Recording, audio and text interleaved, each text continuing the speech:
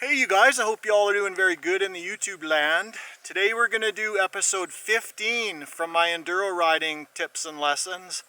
So today we're going to talk about deweighting and weighting the bike. So essentially you're making the bike lighter and you're making the bike heavier. So right on, let's dig into it.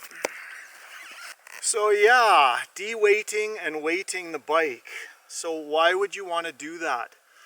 The first thing I'm going to say, you guys, I'm going to keep this video short and sweet because there's quite a few videos on this topic already on the internet, and often I'll watch those videos beforehand and I'll just see if they missed anything or there's anything I can elaborate on, and there is a couple things I can elaborate on, and we'll get to that in a bit. But the first thing I want to say is I'll just quickly go over it and why you'd want your bike lighter, or what they call it is deweighting. And essentially you're just forcing the bike down and using the rebound from the suspension to make your motorcycle a little bit lighter to get over a given obstacle. Whether you're trying to hop over a rut or hop over a log or whatever the obstacle is, it doesn't matter. If your motorcycle is lighter, you can do a lot more with it. You know, it's like guys on skateboards, how they ollie and they do all those little kick flips and all those things. Their skateboard is basically floating in the air under their feet. You know, it's similar principle. Is what you're doing is you're making the bike lighter so you can maneuver it.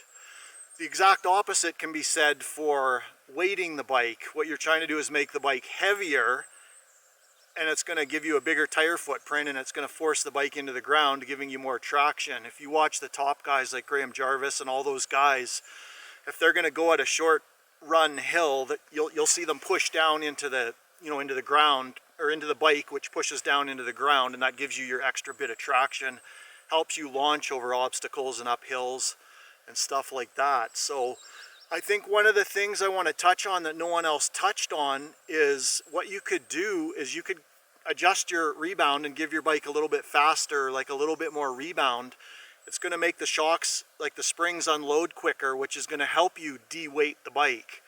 Now, if you do that, that's not going to make your bike ideal in the mountains, because, you know, then it's going to kick, the back end's going to kick on ruts and stuff when you're trying to go fast. But when you're trying to learn how to deweight the bike, it's going to help if you have more rebound, or the harder you push down, the more it's going to unload. So that's kind of the nuts and bolts of it. I'll do a couple demonstrations on why I would want to do that. And, you know, maybe it'll help some of you guys out. So yeah, let's give her. So here's a simple scenario, you guys, of why, like, I would want to deweight my bike. So if you can see that stick in the background there, like, often on the trails you're crossing logs not at 90 degrees, you're crossing them on an angle like 45 degrees or whatever. You should always try and cross them at 90 degrees. But if you have to cross them, you know, you're in a race or something like that, and this gets magnified when the log is wet, because obviously you're not going to plow into the log when it's wet, because I'm sure you remember riding your 10 speeds across the train tracks on an angle and it's wet and you see everybody hit the ground. This is a perfect scenario of why you'd want to preload your suspension and then make the bike a little bit lighter. Now, there's one other thing not a lot of people talk about, and when you deweight the bike, that's fine, but you got to also combine the clutch and the throttle. You have to use it all simultaneously to launch the bike once it's been deweighted. Not a lot of people talk about that. And I've got a whole bunch of videos in my series that cover clutch and throttle control, and that's probably more important than deweighting, because if you deweight the bike and you got bad timing with the clutch and throttle, it's kind of just a waste of energy, really. So I'll go over this and then I'll run the video fast and slow so you guys can kind of pick apart what I'm doing. So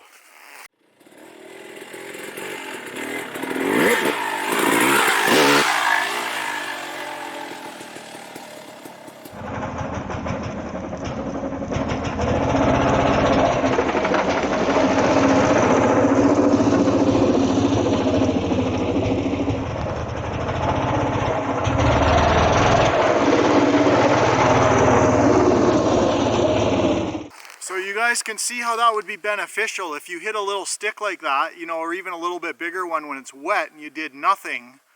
That's how you would end up on your head almost instantly. So if you're able to just get the bike, it doesn't even have to come off the ground. If you just deweight it or make it a little bit lighter, it's likely just gonna blip right over it. So here's another really good tip for you guys. There's a little rock obstacle, like a little piece of bedrock protruding from the ground right behind me. And I'll get a few different angles of it. But what you can do is you can preload your suspension, and obviously when it unloads, that's going to be your deweighting effect. So if you're having problems getting the bike to come even an inch off the ground, then you can use an obstacle and it will exaggerate what you're doing. But you got to preload right at the right time, that when you come off the obstacle, it unloads the bike. So I'll show you what I mean here. That rock's only sticking out of the ground a couple of inches, but we can probably get some good air off of it if you use the deweighting effect. So I'll show you what I mean.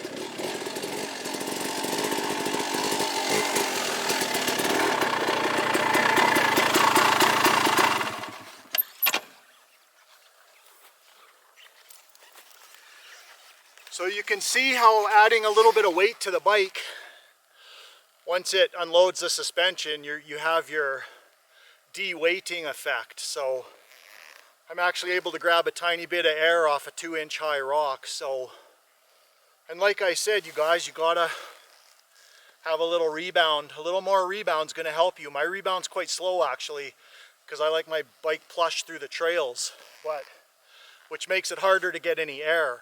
It also helps if you weigh more. I'm only 180 pounds, so when I push down on my bike, and that bike's pretty stiff too, so obviously it's not going to go down as far, it's not going to unload as much. So I hope that helps you guys. So another scenario is going to be like, for me, I'm kind of just showing you guys how I do things. I know everybody has their own reason for doing things, but here in Canada we have lots of snow and ice, so oftentimes I'll be going at a good pace on a trail and I'll see some ice or snow, and if you just kind of preload and then unload or deweight the bike, you can actually get over the snow and ice a little bit safer than trying to just be dead weight on the bike, and then it's, you know, because there's not going to be any traction on pure ice, so you're just going to slide out. But there's a lot of reasons why you'd want to deweight the bike, and there's no way I can cover them in 10 minutes, but so you guys, like I said, I don't want this video to run on too long because there's a lot of videos on the topic already. And if you look through all my other previous videos in the playlist, I talk about weighting the bike to get over obstacles. And it's as simple as it sounds. You drive the weight of your body into your bike and it's going to load up the suspension, which forces your tires into the ground. But the key nobody is telling you on the internet is what you do after you've done that. And it's the clutch and throttle timing that you got to work on. It's easy to weight the bike and just force it down, but then when it's at its heaviest, you got to let the clutch and throttle out almost instantly, and that's timing that's going to take years to get. You know, it takes a lot of practice to get that, but that's kind of the key. It's like kind of happens in three. You weight the bike and let the clutch and throttle, you know, let the clutch and then hit the throttle to take advantage of the maximum traction. Now, weighting the bike also comes into play with, if you watch like a guy like Graham Jarvis, not only will he weight the bike, but he'll throw his weight forward, which helps create some more inertia. Like essentially you're slingshotting the bike up the hill.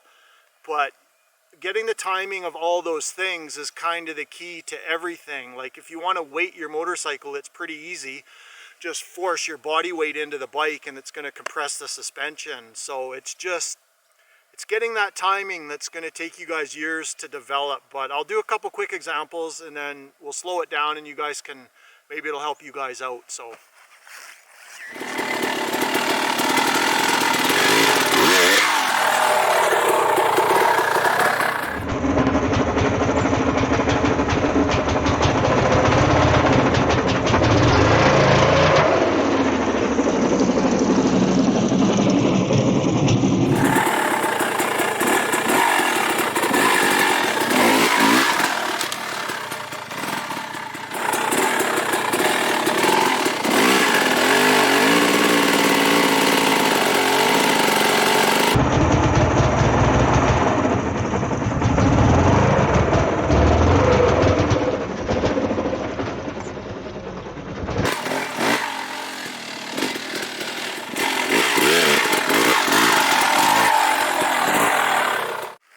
you guys could see there, right before I let the clutch and hit the throttle, you can see I'm weighting the bike here. I'll run it really slowly here while I'm talking, but you can see I weight the bike.